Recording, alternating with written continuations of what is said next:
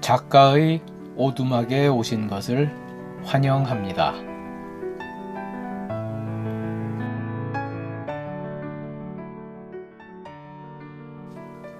제가 쓴 소설을 직접 읽어드리는 오디오북 소설 붕어빵입니다.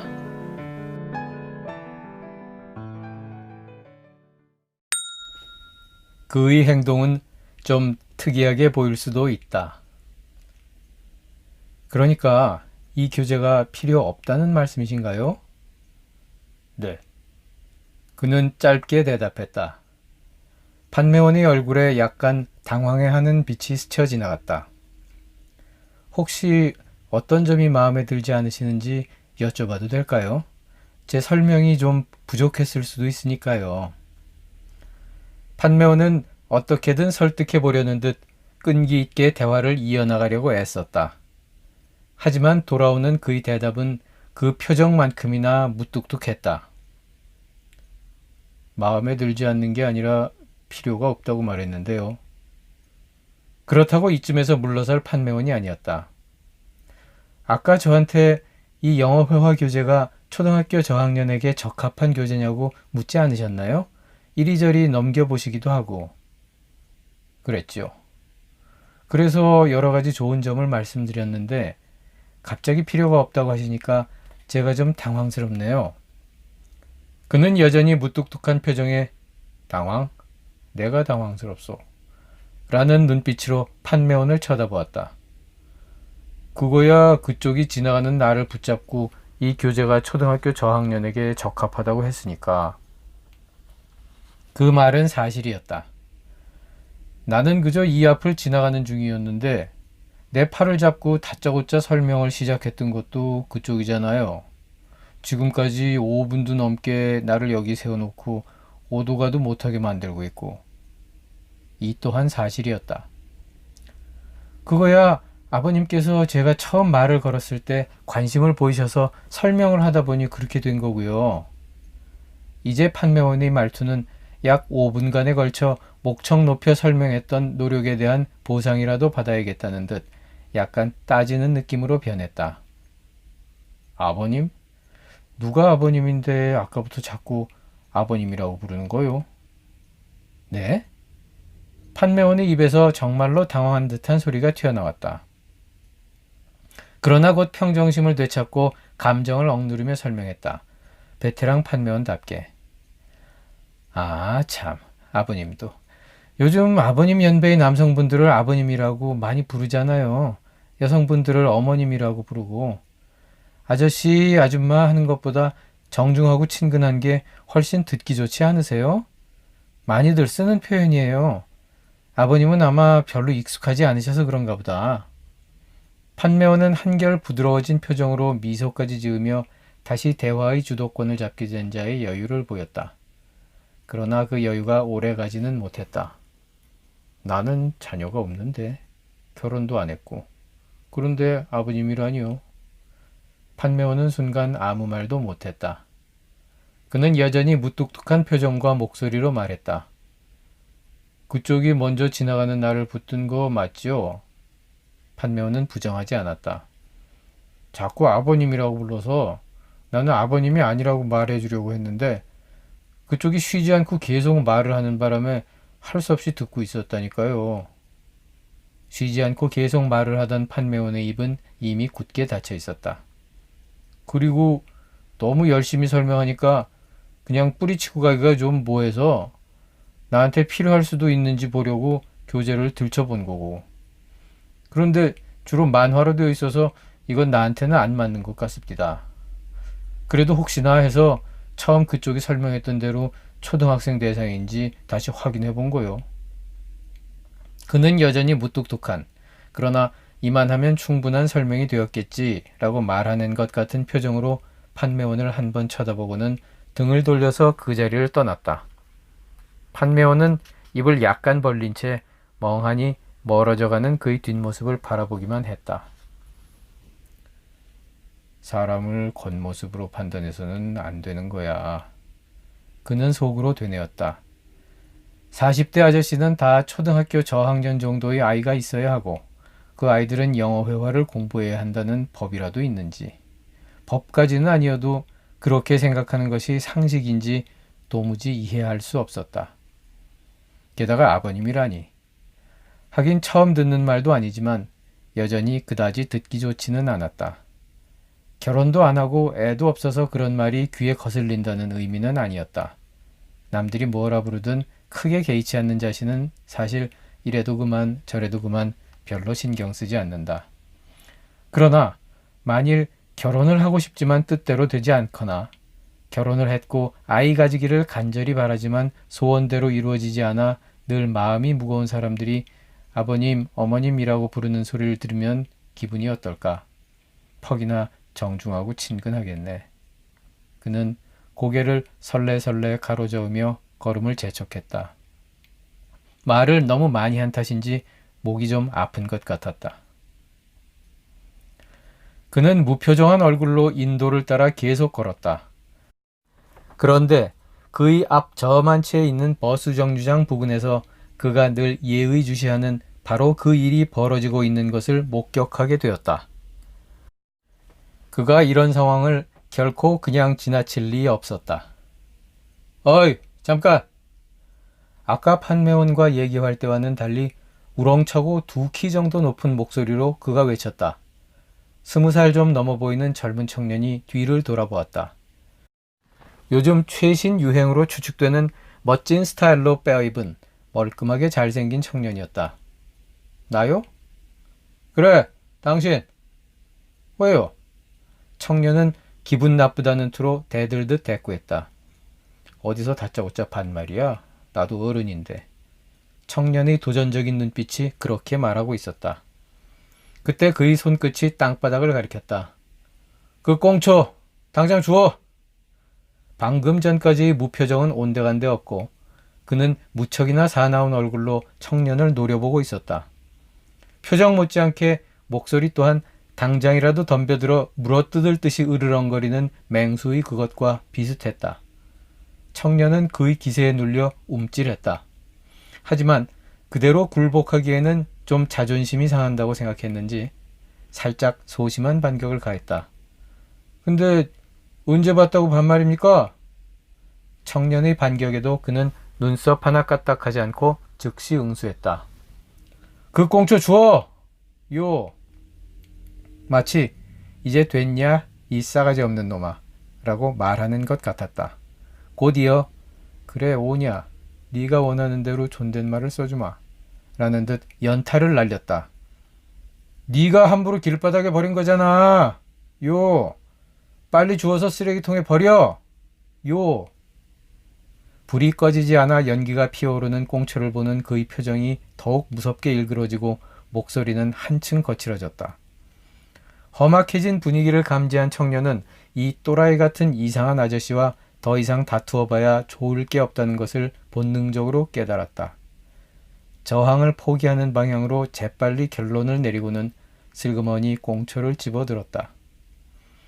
그는 꽁초가 제자리를 찾아 쓰레기통 안으로 들어가는 광경을 끝까지 확인하고 나서야 다시 걸음을 떼었다. 청년은 그가 알아차리지 못하도록 몸을 슬그머니 돌리고 곁눈질로 힐끗 꼬나보면서 욕으로 추정되는 어떤 말을 웅얼웅얼거렸지만 그는 그깟 것 따위는 안중에도 없다는 듯 뒤도 돌아보지 않고 사라져버렸다. 목적지에 거의 다 왔을 무렵 그가 개입하지 않으면 안 될 또 다른 장면이 펼쳐지고 있었다. 이번에는 정장을 말쑥하게 차려입은 신사가 차도를 무단횡단하고 있었다. 그는 재빠르게 주머니에서 스마트폰을 꺼내 그 모습을 담았다. 이왕이면 동영상으로 찍어주마. 무단횡단과 촬영이 거의 동시에 종료되고 그는 어디론가 전화를 걸면서 다른 한 손으로 신사를 저지했다. 이봐요, 정지! 신사는 주춤하면서 이놈 뭐야? 하는 표정으로 그를 쳐다보았다. 무단횡단 신고했으니까 경찰 곧 올 거요. 잠깐 서 있어요. 그의 아주 사무적이고 거침없는 태도에 신사는 잠시 멈칫했지만 자신이 무단횡단을 했다는 사실을 덮어버리기 위해서라도 일단 이 당혹스러운 상황에서 빠져나가려고 시도했다. 당신이 뭔데 남의 앞을 막어? 비켜, 나 바빠. 그러나 그는 한두 번 해본 솜씨가 아닌 듯 몸을 한 걸음 움직여 신사의 앞을 자연스럽게 막았다. 그리고 방금 전 꽁초 사건 때 못지않게 단호하고 험상궂은 표정으로 신사에게 얼굴을 들이밀었다. 무단횡단하면 안 되는 거 모르시오? 여기 다 찍혔어. 그는 오른손에 쥔 스마트폰을 천천히 흔들었다. 신사는 순간 조금 당황했지만 곧바로 반격에 나섰다. 그게 당신이랑 무슨 상관이야? 당신이 경찰이야 뭐야? 빨리 비켜. 안 비키면 경찰에 신고할 거야. 신사는 언성을 높였다. 나 경찰 아니야. 그리고 신고할 필요 없어. 저기 오고 있으니까. 정말 경찰차가 오고 있었다. 신사의 표정이 일그러졌다. 잠시 후 경찰차가 그들 앞에 멈춰섰을 때 그는 이미 등을 돌려 걸음을 내딛고 있었다. 영상 보냈으니까 열어봐. 늘 해온 일인 듯 그는 쳐다보지도 않고 차에서 내리는 경찰에게 한마디 툭 던졌다. 신사는 떠나가는 그의 뒷모습과 다가오는 경찰을 번갈아 보면서 지금 자신에게 무슨 일이 일어나고 있는 중인지를 파악하려고 애썼다. 그는 마을 순찰을 한다. 장사는 이쯤에서 마치면 될 것 같았다. 정리하는 시간은 얼마 걸리지 않았다. 조그만 판매대에 불과하니까. 붕어빵 판매대를 닫은 그는 습관처럼 등 뒤쪽 통유리를 통해 안쪽의 카페를 쭉 한번 둘러보았다. 대충 보는 것 같았지만 그의 눈길은 구석구석을 자세히 살피고 있었다. 그가 일을 마칠 무렵 카페를 한 차례 둘러보는 일은 꽤 오래된 습관 같아 보였다. 안에서는 카페 주인이 그처럼 문 닫을 준비를 거의 마쳐가고 있었다. 그의 붕어빵 판매대는 얼핏 보기에는 마치 이 카페의 한 부분처럼 보였다. 이곳은 리어카에 싣고 다니는 붕어빵 노점이 아니라 통유리로 된 카페 옆면 왼쪽 끝 안으로 쑥 들어간 지점에 마치 푸드코트에 있는 점포 비슷한 모양으로 자리를 잡고 있기 때문이다. 핫초코. 카페 이름치고는 좀 특이한 이름이 쓰여있는 간판 바로 아래의 출입구 유리문을 잠그고 나자 주인은 그가 카페를 둘러보듯 붕어빵 판매대와 그 주위를 길지 않은 시간 동안 그러나 꼼꼼히 둘러보았다. 그러고는 언제나처럼 작고 힘없는 나지막한 목소리로 그에게 한마디를 건넸다. 창백해 보일 정도로 하얀 얼굴이 그녀 또한 무뚝뚝한 그의 표정에 뒤지지 않을 만큼 거의 표정이 없었다. 이제 들어가시나 봐요. 그는 아무 말 없이 고개만 살짝 끄덕였다. 그의 그런 반응에 아주 익숙한 듯 그녀도 살짝 목례를 했다. 그리고 그들은 각자의 길로 향했다. 이 자리에서 약 10년 동안 나란히 카페와 붕어빵 판매대를 하면서 매일같이 마주친 사람과의 대화치고는 너무나 심심했다. 다퉜거나 서로 싫어하는 관계처럼 보이지는 않았다. 단지 두 사람의 사이가 아주 애매해 보일 뿐이었다. 그러나 당사자들은 전혀 불편하거나 어색한 것 같지 않았다. 가장 가깝고 빠른 길로 집에 가지 않고 뒷골목 이곳저곳을 거쳐가는 것은 그의 오랜 습관이었다. 자신이 정한 취약 지점을 둘러보아야 하기 때문이다. 쓰레기 수거 차량이 지나가면서 집어갈 수 있게 쓰레기를 모아놓은 몇몇 지점. 여기에는 정식 쓰레기 봉투가 아닌, 그래서 함부로 버려서는 안 되는 각종 비닐봉투에 담긴 쓰레기들이 섞여 있곤 했다. 마음 착한 청소원들은 비록 그런 봉투가 발견된다고 해도 일단 수거해가는 경우가 많다. 버려두면 길이 지저분해지니까 정상적인 쓰레기 봉투를 수거하면서 눈 감고 그냥 치워주는 것이다. 이 점을 노리고 함부로 허가받지 않은 쓰레기를 버리는 고약한 심보를 가진 자들이 종종 있는데 그는 이런 짓거리를 용서하지 않았다. 주머니에서 장갑을 꺼내 끼고는 쓰레기 더미 속에 숨겨진 무허가 쓰레기 봉투를 찾아내는 숙달된 동작과 날카로운 눈빛으로 보아 그가 이 일을 하루 이틀 한 것이 아님을 쉽게 알 수 있었다. 오늘은 없네. 다행이군. 그런데 이보다 더한 취약 지점, 그가 시간과 노력을 더 들여서 감시하는 곳은 쓰레기를 버리면 안 되는 으슥한 곳에 몰래 쌓여진 쓰레기 더미들이다. 범죄자들은 신출귀몰하다. 그들은 감시 카메라가 없고 가로등 불빛이 닿지 않는 으슥한 곳을 귀신같이 찾아다니며 쓰레기를 버린다. 이들이야말로 가장 잡기 어려운, 그러나 그럴수록 더 잡아야 할 이유가 있는 자들이다. 그는 몇 차례나 구청에 민원을 넣어서 감시 카메라를 더 많이 설치해 줄 것을 요청했다. 특히 문제가 되는 지점을 알려주고 쓰레기가 버려진 사진을 찍어서 보여주며 사태의 심각성을 열심히 부각시켰다. 그러나 감시 카메라가 설치되는 속도보다 쓰레기가 버려지는 속도가 훨씬 빨랐다. 여전히 사각지대가 많았다. 그는 틈나는 대로 뒷골목을 누비는 수밖에 없었다. 그날도 여느 때처럼 느린 걸음으로 조용히 뒷골목을 걷고 있었다. 전봇대 옆 담장이 낮은 어느 집 창문이 반쯤 열려 있는 것이 보였다. 그 방 안에 사람들이 여럿 웅성대는 모습이 얼핏 눈에 들어왔다. 이 밤중에 웬 사람들이? 그는 까치발을 하고 담 너머 안쪽을 들여다보았다. 어떤 여자가 현금 다발을 여러 개 들고 한 사람당 하나씩 나누어주고 있었다. 노름판인가? 그는 양손을 담장에 짚고 바짝 붙어섰다. 담 안쪽으로 팔을 뻗어 최대한 창문 가까이 스마트폰을 들이밀고 방 안의 상황을 영상에 담았다. 그 여자의 말소리가 또렷이 들렸다. 내가 다시 한번 강조하지만 이 지역에서 승부가 판가름 날 거예요. 이제 막판이니까 물불 가리지 말고 한 표라도 더 긁어 모아야 해요. 실타는 얼마든지 쏴줄 테니까 걱정 말고 죽어라 뛰세요. 알았죠? 선거가 잘만 끝나면 섭섭치 않은 보상이 있을 테니까 그건 걱정 말고. 여자는 낮지만 아주 엄한 목소리로 일행들에게 명령하고 있었다. 그는 속으로 혀를 끌끌 찼다. 뭐 하는 짓들이야? 녹화된 영상을 다시 되돌려보니 그 장면과 소리가 아주 선명하게 잡혀 있었다. 그는 걸으며 이 영상을 어떻게 할까 생각하고 있었는데 어느새 소방도로를 막고 불법으로 주차되어 있는 차들이 자주 발견되는 지점에 이르렀다. 내 이럴 줄 알았지.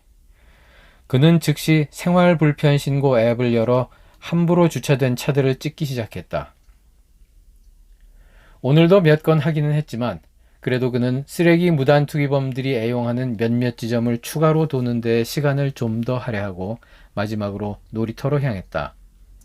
지나는 길에 보니 편의점에서 일하는 청년이 여느 때처럼 폐지를 모으는 할머니를 도와 편의점에서 나온 박스 등을 할머니의 작은 손수레에 실어주고 있었다. 가는 도중 떨어지지 않게 차곡차곡 싣고 끈으로 단단히 매는 것까지 꼼꼼하게 대신해드리는 것 같았다. 허리를 깊이 숙여 인사하는 것처럼 보일 만큼 등이 많이 굽은 할머니는 연신 아이고 허구한 날 신세만 지니 고마워서 어쩌나 이런 말을 연발했지만 그는 그저 씩 웃기만 했다. 그는 청년을 안다. 붕어빵 판매대가 있는 건물 2층 고시원에서 꽤나 오래 묵고 있는 청년이었다. 편의점에서 아르바이트를 하면서 무슨 공무원 시험 준비 같은 것을 한다고 했던가. 폐지 줍는 할머니 말고도 이 청년이 누군가를 돕는 광경을 본 것이 여러 차례 있었던 것으로 그는 기억한다. 할머니를 떠나보낸 고시원 청년이 그를 발견하고는 고개를 숙여 인사를 하면서 방금 전 같은 미소를 지어 보였다. 그도 고개를 까딱 해주고는 걸음을 옮겼다. 역시 예상대로 놀이터 그네 근처에는 담배꽁초들이 여기저기 보기 싫게 흩어져 있었다. 그는 언제 한번 이 부근에 지키고 있다가 이런 만행을 저지르는 못된 녀석들을 일망타진해야겠다고 생각했다. 지저분하게 버려진 꽁초와 휴지를 다 줍고 나서야 순찰을 이쯤에서 마치기로 했다. 그날은 금요일이었다. 그는 집으로 가는 대신 다시 큰 길로 나와 인근 경찰 지구대로 향했다. 그에게 오지랖 넓은 녀석이 나타나다. 그들은 매일 아침과 저녁 출퇴근 시간에 집중적으로 그리고 낮에도 간헐적으로 참 시끄럽게도 떠들어댔다. 그런데 시끄러운 것보다 더 큰 문제는 저 선거 유세단이 옆으로 쭉 늘어서서 그의 시야를 가린다는 점이었다. 그의 판매대와 차도 사이에 비교적 넓은 공간이 있어서 선거 때만 되면 선거운동원들이 자리를 잡고 하루 종일 소란을 떨었다. 그거야 뭐 그런대로 참을 수 있다 치고, 문제는 그들 때문에 주요 취약 지점 중의 하나인 그의 정면 차도가 잘 보이지 않아서 감시하기에 영 불편하다는 것이었다. 이 취약 지점은 상습 무단 횡단 지역, 바로 얼마 전 잘난 신사에게 그가 법과 질서의 존재를 일깨워준 바로 그곳이다. 차도 건너편과 이쪽 편 양쪽에 제법 큰 상가와 시장이 있고, 그의 판매대가 있는 건물 뒤편으로 인구가 밀집된 동네가 있어서 사람들이 통행량은 많지만 횡단보도는 좀 멀리 떨어진 곳에 있었다. 그래서 무단 횡단이 빈번하게 일어났고 때로 교통사고가 나기도 했다. 그는 증거 확보용 영상 촬영을 위해 붕어빵 판매대 기둥에 거치대 비슷한 것을 만들어서 스마트폰을 걸어 놓았다. 아주 편리했다. 그런데 선거 유세단이 앞을 가리면서 그가 설정해 놓은 최적의 각도를 상당히 무력화시켜버린 것이다. 그의 심기가 점점 불편해지고 있었다. 그때 갑자기 한 젊은이가 불쑥 얼굴을 들이밀었다. 안녕하세요. 장사 잘 되시죠? 젊은이는 홍보 전단을 내밀면서 아주 밝은 표정으로 씩씩하게 말했다. 전단에는 투표에 꼭 참여합시다. 민주주의는 우리의 참여로 이루어집니다. 이런 등등의 말이 쓰여 있었다. 유세단에게 가서 좀 비켜달라고 해야겠다고 생각하고 있던 그에게 때마침 이 씩씩한 젊은이가 제 발로 찾아온 것이다. 옳거니. 주는 전단을 일단 받아들고 읽기 전에 우선 자신의 요구사항을 말했다. 저기 저 사람들이 조금만 비켜주면 좋겠는데. 그는 왜 자신이 그런 요구를 하는지 나름대로 최대한 친절하고 상세하게 설명했다. 그 씩씩한 젊은이는 처음에는 약간 의아하다는 표정을 지었으나 귀를 기울여 열심히 들었다. 끝까지 다 듣고는 붕어빵 판매대와 유세 차량 그리고 차도 쪽을 번갈아 가면서 유심히 살펴보더니 고개를 끄덕였다. 왜 그 요구가 합당한지 이해하는 것 같았다. 그러나 난처한 표정을 지으며 말했다. 무슨 말씀인지는 잘 알겠는데 제가 해드리기는 조금 어려울 것 같네요. 저는 저분들의 일행이 아니라서요. 저는 어느 특정 후보를 지지하러 나온 게 아니라 투표에 적극적으로 참여하시라는 캠페인을 하러 나온 거거든요. 뭐라고? 그는 무슨 말인지 이해하지 못했다. 손에 들고 있던 전단을 들여다봤다. 기호 몇 번, 이런 숫자라든가 여러분을 위한 모모당 후보 아무개 등의 이름 같은 것은 전혀 쓰여 있지 않았다. 이 청년이 지금 그의 감시 활동을 방해하는 저 무리들에 속하는 사람이 아닌 것은 분명했다. 얘는 도대체 뭐 하는 거지? 안 그래도 시끄러운 선거판에 끼어들어서 왜 오지랖을 떠는 거야? 여하튼 이 씩씩하고 오지랖 넓은 청년에게 요구할 일이 아니라는 것을 알게 된 그는 이제 됐으니 그만 가보라는 표정을 한번 지어주고는 붕어빵 판매대를 빠져나와서 선거 유세단 쪽으로 어슬렁어슬렁 걸어갔다. 갑자기 대화 상대를 잃어버린 오지랖 넓은 청년은 그 뒷모습을 바라보고만 있었다. 여기 조금만 옆으로 비켜줘요. 똑같은 색깔의 셔츠를 맞춰 입고 시끄러운 음악에 맞춰 열심히 율동을 펼치다가 한 곡 끝나고 잠시 휴식을 취하던 유세단원들은 당황했다. 무뚝뚝한 표정의 아저씨가 나타나서 대뜸 옆으로 비켜달라고 하니 그들은 어리둥절한 표정으로 머뭇거리며 서로 얼굴만 쳐다보았다. 그는 다시 말했다. 저만치 옆으로 좀 비켜달라니까요. 바로 그때 유세 차량 옆에 서서 지나가는 사람들의 손을 거의 반강제로 붙잡고 흔들던 어떤 사람이 만면의 미소를 머금고 그에게로 다가왔다. 그를 지지자로 착각한 것 같았다. 이 떠들썩한 소란의 주인공, 후보자였다. 아이고 반갑습니다. 기호 몇 번 아무개입니다. 후보는 마치 지금 이 순간 이 세상에는 당신과 나 두 사람밖에 없다는 듯 친밀함 듬뿍 담긴 따뜻하기 그지없는 눈빛으로 손을 내밀었다. 그는 무뚝뚝한 표정으로 그가 내민 손을 쳐다보았다. 악수를 하자고 내민 손을 외면하는 것은 기본적인 예의가 아니라는 생각이 들어서 일단 어색하게 손을 잡아주었다. 이 사람이 여기서 제일 높을 테니까 지금 바로 말하면 되겠네. 그는 마침 잘 됐다고 생각하고 이 다정하고 친근함 가득한 것처럼 보이는 정치인에게 직접 간단한 민원을 넣기로 했다. 이분들 때문에 큰 길이 잘 안 보여서. 그러나 유감스럽게도 그가 민원을 채 설명하기도 전에 이미 악수를 마친 것으로 그와의 용무가 끝났다고 판단한 정치인은 조금의 주저함도 없이 등을 휙 돌려서 다른 사람들이 있는 쪽으로 가버렸다. 선거 때문에 나타나서 평생 등에 업고 다니기라도 할 듯 다정한 척하다가 선거가 끝나는 즉시 사라져서 콧배기도 안 보이는 그 모습의 순간 축소판이었다. 이런 젠장. 역시 겉과 속이 달랐다. 겉이 번드르르하고 화려하고 근사할수록 속은 그와는 정반대인 경우가 많다.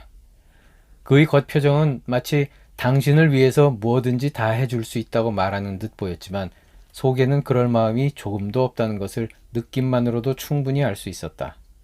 떠들어대기만 할 뿐 귀 기울여 들으려는 자세가 전혀 되어 있지 않은 것을 보면. 그는 이럴 줄 알았다는 듯 후보와의 직접 면담을 포기하고 다시 유세단 쪽으로 접근했다. 그때 웬 책임자 정도로 보이는 사람이 그를 막아섰다. 그가 옆으로 비켜달라는 요구를 했다는 것을 전해 들은 모양이었다. 무슨 용건이 있으신가요? 말투는 공손했지만 경계하는 눈빛으로 물었다.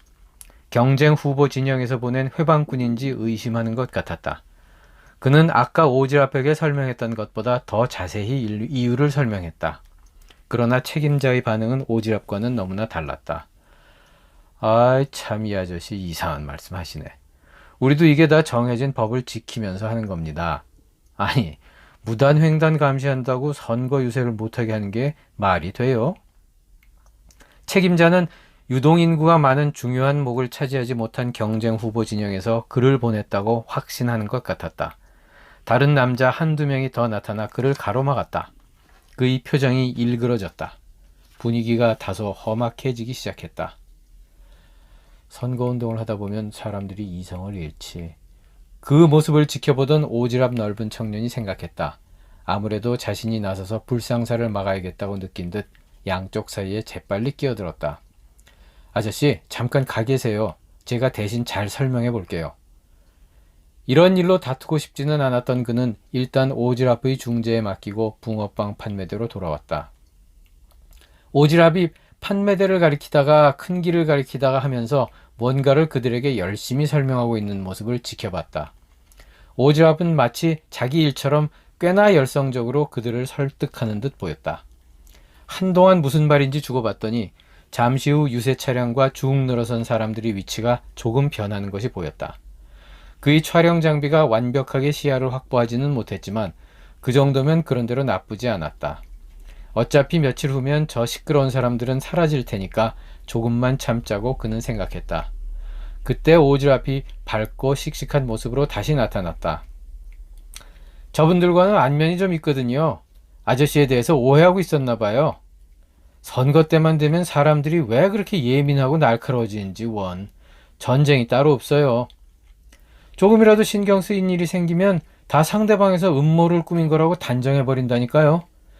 자기 편이 아니다 싶으면 다 적으로 보이나 봐요. 그나저나 이제 큰 길이 좀 보이시죠? 그는 짧게 대답했다. 고마워.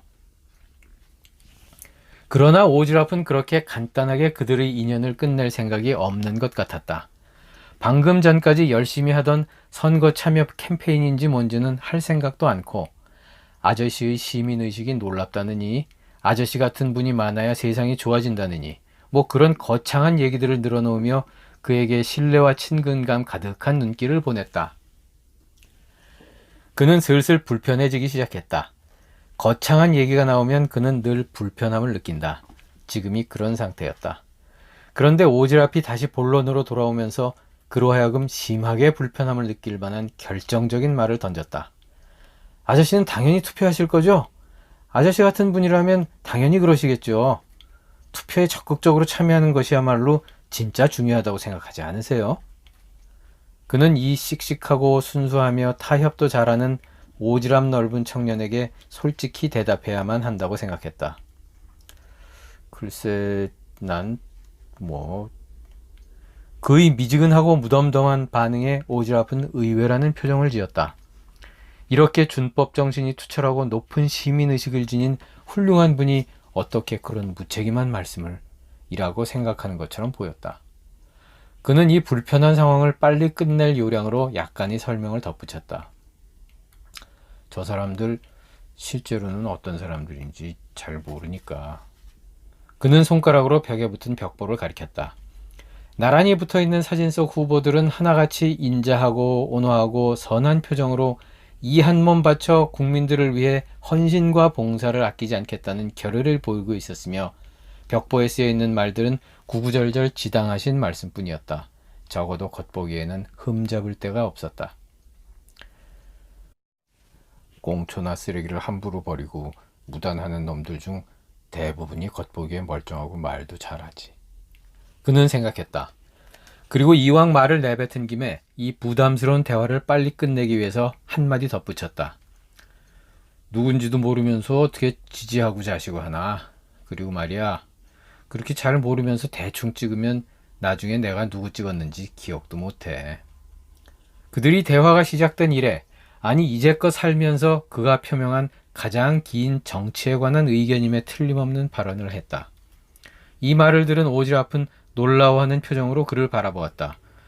그리고는 한동안 아무 말 없이 뭔가를 생각하는 듯 가만히 있었다. 그러더니 고개를 끄덕이며 말했다. 아저씨 말씀이 일리가 있다고 생각해요. 저도 그런 생각을 하지 않은 건 아니거든요. 이런저런 선거도 많고 후보자도 뽑힌 사람도 한둘이 아닌데 과연 유권자들이 후보자들에 대해서 잘 알고 뽑는 건지, 자기가 뽑은 사람들을 다 기억하고는 있는지, 뭐 그런 거요. 그리고 뽑아둔 사람들이 뭘 하는지, 그들이 일을 제대로 하는지 알고 있기는 할까요? 오지랖이 진지하게 말을 이어나갔다. 저와 같은 생각을 가지고 계신 분을 여기서 만날 줄은 몰랐어요. 사실 막연하게 그럴 것이라고 추측만 했거든요. 아저씨는 그런 생각하시게 된 계기가 있었나요? 계기? 계기는 무슨... 자꾸 얘기가 심오한 쪽으로 흘러가면서 길어질 것 같았다. 그는 다시 불편해지기 시작했다. 마침내 그는 대화를 끝내려는 듯 작심하고 무뚝뚝하게 한마디를 던졌다. 정 궁금하면 사람들한테 직접 물어보든가. 그런데 그 말을 듣는 순간 갑자기 오지랖의 눈이 반짝였다. 아, 맞다! 그러면 되겠네요. 내가 왜 그 생각을 못했지? 와, 아저씨 정말 기발하시네요. 감사합니다. 오지랖은 용수철 튀어오르듯 강렬한 반응을 보였지만 그는 이해하지 못했다. 기발해? 내가? 고마워? 왜? 오지랖은 그야말로 행동파였다. 선거 참여 캠페인 전단지 뭉치를 그에게 맡기고는 지나가는 행인들을 한 명씩 붙들고 질문을 해대기 시작했다. 구두 설문조사를 시작한 것이다. 이 동네 사느냐? 투표한 적 있느냐? 저 후보자들에 대해서 잘 아느냐? 이 동네 구의원 이름을 아느냐? 시의원 이름을 아느냐? 구의원이 하는 일을 아느냐? 구청장이 누군지 아느냐? 교육감 이름은 아느냐? 등등. 그는 오지랖이 자신을 더 이상 붙들고 늘어지지 않는다는 것만으로도 일단 다행이라 생각하고 다시 본연의 임무인 붕어빵 장사와 무단횡단 및 담배꽁초 투기 감시 활동에 집중하기 시작했다. 한 두어 시간쯤 흘렀을까 오지랖이 다시 나타났다. 그런데 아까 보여주었던 활기찬 모습은 온데간데 없고 완전히 풀이 죽은 모습과 다 기어들어가는 목소리로 말했다. 아저씨 말씀이 옳았어요. 오지랖의 처참한 표정을 본 그는 자신이 도대체 무슨 말을 했기에 얘가 갑자기 이 모양이 되었는지, 뭔가 잘못한 말이라도 있는지 기억을 되새겨 보았지만 딱히 떠오르는 것이 없었다. 그래도 약간 난처했다. 다행히 오지랖은 자신의 이 울적한 상태가 그의 탓이 아님을 즉시 밝혀주었다. 구의원? 시의원? 그게 다른 건가? 글쎄 모르겠는데요. 누구더라? 시장은 누군지 알지요. 구청장은 잘 모르겠네. 그런 사람들 이름을 어떻게 다 일일이 외우다냐? 교육감? 교육부 장관이 누군지도 모르는데. 교육감이 교사나 교장 임명하나? 구의원이 원래 저 우리 동네 통장이었는데 가만있자. 그 사람 이름이 뭐더라? 저기 저 기름가게 사장인데 이름은 모르겠네. 솔직히 저 사람들에 대해서 자세히 모르지요. 전에 구청 갔을 때 보니까 구의원은 엄청 무게 잡고 구청 직원들은 쩔쩔 매던데. 해외 연수랍시고 외국 나가서 관광지나 돌아다니고 술 먹고 사고 친 사람들 아니에요? 모르지 나도 그 사람들이 누군지. 벽보에 있는 자기소개만 가지고 어떻게 알아. 근데 멀쩡한 보도블록은 왜 해마다 갈아엎는 거야? 구청에서 하는 인도 보수공사는 구의원 천암회사에서 다 한다며? 집권당이 마음에 안 들면 반대당 후보 찍는 거지 뭐. 사람 보고 찍나? 난 매번 똑같은 당만 찍어. 그런데 그놈의 당 이름이 자꾸 바뀌고 엇비슷한 당도 자꾸 생기는 통에 좀 헷갈리네. 오지랖의 면접조사 결과 그 지역 구의원, 시의원의 이름을 아는 사람은 거의 없었다. 구의원과 시의원을 구별하지 못하는 경우도 한둘이 아니었고 그들이 하는 일이 뭔지 제대로 설명할 수 있는 사람을 만나는 것은 거의 불가능했다. 후보 개개인에 대해 자세히 아는 경우 역시 거의 없었다. 후보가 나오기도 전에 찍을 번호를 이미 정해놓은 사람도 적지 않았다. 심지어 열심히 선거운동을 하는 유세단원들조차 그 후보에 대해 알지 못했다. 그저 일당을 받고 일하는 치어리더일 뿐이었다. 야구 시합과 선거가 다를 바 없었다. 우리 편이니까 응원하고 상대편이니까 야유하는 딱 그 모양 그대로였다. 차마 눈뜨고 보기 어려울 정도로 오지랖의 표정은 우울해 보였다.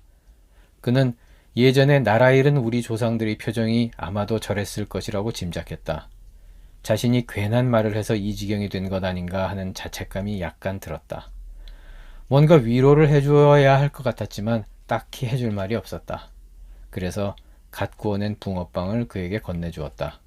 지금 이 순간에는 이게 그가 해줄 수 있는 전부라고 생각했다. 조사하느라 힘들었는지 조사 결과가 그를 힘들게 했는지 둘 다 때문인지는 모르지만 여하튼 오지랖은 무척 지쳐 있었고 그는 여러 개의 새로 구워진 따끈따끈한 붕어빵을 순식간에 먹어치웠다. 그리고는 풀죽은 소리로 말했다.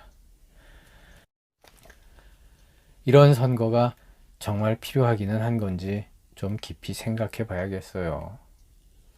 그 와중에도 감사하다는 인사를 빼먹지 않은 오지랖은 축 처진 등을 보이며 터벅터벅 힘없는 걸음으로 떠나갔다. 다음날 아침부터 한동안 그 근처에서 오지랖의 모습은 보이지 않았다. 그는 종종 덤으로 붕어빵을 한 개씩 더 주기도 한다. 어느 날부터인가 그 소녀는 아무 때고 불쑥불쑥 찾아와서 붕어빵을 샀다. 보통 학생들은 하교 무렵 아니면 저녁에 학원에 가거나 학원에서 돌아오는 길에 들르게 마련인데 얘는 시도 때도 없이 나타났다. 이 단골 고객은 중학교 1, 2학년쯤 되어 보였는데 늘 얼굴은 하얗게 분칠을 하고 입술은 진한 빨강으로 바르고 있었다. 그는 소녀를 볼 때마다 일본의 전통 공연 예술에 등장하는 얼굴은 새하얗고 입술은 새빨갛게 분장하는 배우들의 모습이 연상되었다. 그래서 그는 소녀를 가부키라고 명명했다. 전에는 하교 후 혹은 초저녁 무렵에나 가끔 오던 아이였다. 그런데 어느 날 갑자기 분명히 학교 수업이 끝나지 않았을 점심시간 무렵에 붕어빵을 사러 나타났다. 그는 이 아이가 학교를 무단 탈출했음이 분명하다고 생각했지만 현장을 직접 목격하지 않았기 때문에 함부로 판단할 수는 없었다. 다만 가부키가 붕어빵이 구워지기를 기다리는 동안 무릎과 손바닥의 약간 까진 상처를 보고 투덜대는 모습을 보면서 감치기의 흔적을 발견했고 그는 아무 말 없이 소독약과 솜 그리고 일회용 밴드를 건네주었을 뿐이었다. 그가 어두운 밤중에 쓰레기 봉투를 뒤지다 보면 간혹 깨진 유리 같은 것에 베이기도 하는데 그럴 때 응급조치용으로 쓰려고 늘 가지고 다니는 것이다.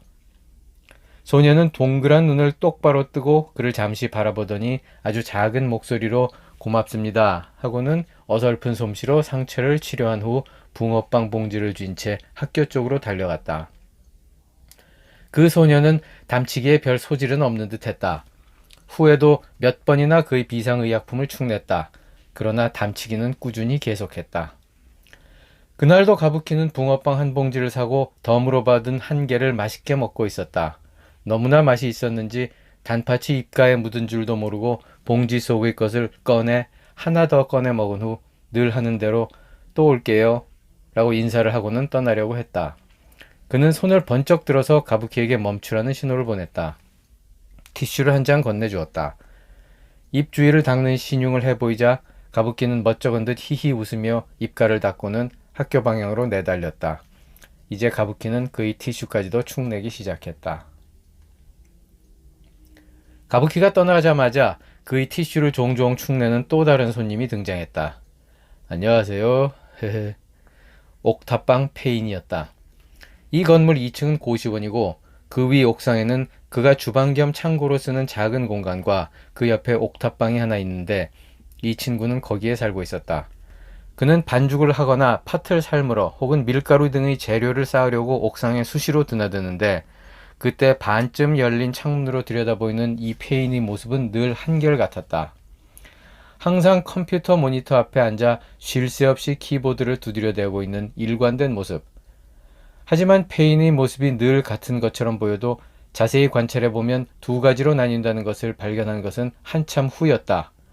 헤드폰을 끼고 있을 때와 그렇지 않을 때인데 헤드폰을 끼고 있을 때의 모니터에는 화려하고 복잡한 영상이 가득하지만 헤드폰을 끼지 않을 때의 모니터에는 영어 알파벳과 기호 같은 것들로 꽉 차 있었다. 그것이 게임을 하는 중 아니면 프로그래밍을 하는 중으로 나뉜다는 것을 그는 나중에야 알았다. 여하튼 그가 기억하는 페인의 모습은 늘 10손가락 중 어느 하나 이상은 항상 키보드나 마우스에 붙어 있는 것이어서 그는 페인이 붕어빵을 잡고 있는 손을 볼 때 가끔 붕어빵이 마우스로 보이는 환각 비슷한 것을 느끼기도 했다. 오늘은 몇 명 찍으셨어요? 붕어빵을 한 입 베어문 페인은 견고하게 매달려서 차도를 노려보고 있는 그의 스마트폰을 가리키며 물었다. 페인의 입가에는 벌써 단팥이 묻어 약간 흐르고 있었다. 그는 페인에게 티슈 한 장을 건네주며 고개를 가로저었다. 좋은 일이네요. 무단횡단한 사람들이 없으면 좋은 거 아닌가요? 그는 고개를 끄덕였다. 오늘 아직까지 없었을 뿐이지 무단횡단이 없어지지는 않더군. 속으로 이렇게 혼잣말을 했다. 페인이 무릎 튀어나온 추리닝 주머니에서 스마트폰을 꺼냈다. 저도 요즘 아저씨처럼 사진을 찍고 있어요. 그러고 보니 근래에 페인이 옥탑방에서 나와 뭘 사러 가거나 할 때면 스마트폰으로 여기저기를 찍으면서 어슬렁거리는 모습을 본 것 같기는 했다. 사진을 찍으니까 재미가 있더라고요. 그래서 요즘은 전보다 집에서 좀 더 자주 나오게 되는 것 같기는 해요. 그 바람에 게임하는 시간을 좀 뺏기기는 하지만 그는 약간 나사 빠진 것처럼 보이지만 선한 웃음을 입가에 달고 사는 이 페인에게 여느 때처럼 붕어빵 한 개를 덤으로 더 주었다. 그는 멋쩍은 미소와 특유의 헤헤 웃음으로 감사를 표하고는 자신의 아지트로 돌아갔다. 그는 금요일과 토요일 밤 경찰 지구대로 향한다. 오셨어요? 그가 지구대 문을 밀고 들어가자마자 바로 앞에 앉아있던 김경장이 반갑게 인사했다. 그는 그저 고개만 한번 까딱해주고는 주위를 휘 한번 둘러보았다. 다행히도 아직은 별 문제 없이 조용한 상태인 것 같았다. 아이고, 우리 동네 지킴이 오셨네. 이거 번번이 폐를 끼쳐서 어떡하나? 나이 지긋한 박경사는 늘 이런 말로 그를 맞이한다. 그는 박경사를 힐끗 한번 쳐다보는 것으로 대답을 대신했다. 다른 모든 지구대원들이 이런저런 인사말과 손짓 등으로 그를 맞았다. 그는 특유의 무미건조한 표정을 모두에게 잠시 보여주고는 바로 화장실 쪽으로 향했다. 지구대와의 인연은 아주 오래전부터 시작되었다. 그는 자신이 목격한 도시질서 파괴자들을 신고하기 위해 현장에서 경찰을 부르거나 아니면 그들을 데리고 지구대에 오곤 했다. 그 과정에서 자연스럽게 지구대의 단골 손님이 되었고 당연히 지구대의 모든 경찰관들은 그를 알게 되었다.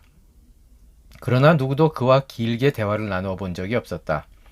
그는 마치 서부 영화에 나오는 총잡이가 현상 수배범을 체포해 보안관에게 휙 던져주고 현상금을 챙겨 유유히 사라지듯 도시질서 파괴자들과 그들의 만행이 담긴 사진 혹은 영상을 증거물로 전달하고는 휙 등을 돌려 사라지곤 했다. 가끔 수고들 하십시오 정도 내뱉은 날은 그가 매우 많은 말을 한 날에 속했다. 그런데 그날 밤은 여느 때와는 상황이 좀 달랐다. 장사를 마치고 뒷정리를 막 끝낸 그의 눈에 무단횡단이 목격되었고 그는 여느 때와 마찬가지로 자연스럽게 그가 해야 할 일을 했다. 술에 취해 비틀거리면서 무단횡단을 하고는 현장에서 도망치려다가 그에게 저지당한 범인은 거의 모든 취한 사람들이 그러하듯 순순히 범행을 시인하지 않고 오히려 저항하기 시작했다. 이상한 외계어를 내뱉으면서 네가 무언데 남의 앞을 막고 지랄이야. 그는 그 외계어를 알아듣지만 그냥 무시하고 늘 하던 대로 단축키 1번을 지그시 눌러 지구대와의 연결을 시도했다. 한시라도 빨리 이 외계인을 지구 경찰에게 인계해야만 했다. 바로 그때였다. 퍽! 갑자기 그의 눈에서 불이 번쩍 튀었다. 동시에 귀에 외계어가 꽂혀왔다. 비켜 이 개새끼야. 잠시 후 그들은 함께 지구대에 있게 되었다. 도시질서 파괴 범죄에 폭행죄가 추가되려는 순간이었다. 어휴, 눈이 많이 부셨네요. 코피는 이제 멎은 것 같고요. 김경장이 그의 얼굴을 들여다보며 걱정스러운 듯 말했다. 그러나 연이어 여기저기서 전화벨이 울려대고 김경장은 양손으로 수화기를 집어들며 응대하기에 바빠서 그들의 대화는 길게 이어지지 못했다. 그는 눈 주위를 한번 슬쩍 문질러 보고는 콧구멍에 박힌 휴지를 뽑아냈다. 콧김을 불어보니 코피는 더 이상 나지 않는 것 같았다. 내가 누군지 알아? 높은 놈 오라 그래 씨발. 그 도시질서 파괴 및 폭력범은 여전히 외계어를 고래고래 내지르며 거칠게 팔다리를 휘젓고 있었고 그걸 제지하느라 박경사와 의경 하나가 땀을 뻘뻘 흘리는 중이었다. 그러나 지구인 2명이 도시 파괴 및 폭력을 서슴없이 자행한 극악무도한 외계인 하나를 제압하는 데에는 다소 역부족인 듯 했다. 지구인이 통제를 벗어난 외계인의 왼쪽 다리가 공중에서 버둥거리며 지구인들을 마구 걷어차고 있었다. 다른 모든 경찰들은 신고 전화나 무전을 받고 있거나 외부에 출동 중이었다. 지구의 위기를 감지한 그가 얼른 달려들어 외계인의 왼쪽 다리를 양손으로 움켜잡았다. 그의 합세에 힘입어 외계인의 버둥거림이 잦아들었고 드디어 지구가 외계인의 난동으로부터 안정을 되찾은 감격스러운 상황이 된 것 같았다. 그러나 곧 외계인은 다른 방식으로 지구인들을 공격했다. 으악! 전투를 벌이던 모든 지구인들은 일시에 그 외계인에게서 손을 떼고 화들짝 뒤로 물러났다. 외계인의 이 마지막 공격은 그 정도로 매우 강력했던 것이다. 최후의 일격을 가한 외계인은 마치 치열한 백병전을 마치고 마지막 순간을 장렬하게 맞이하는 병사처럼 벤치의 옆으로 고꾸라진 채 몸을 푸득이며 이제는 누구도 알아들을 수 없는 외계어를 나지막하게 읊조리고 있었다. 유언이라도 하는 듯이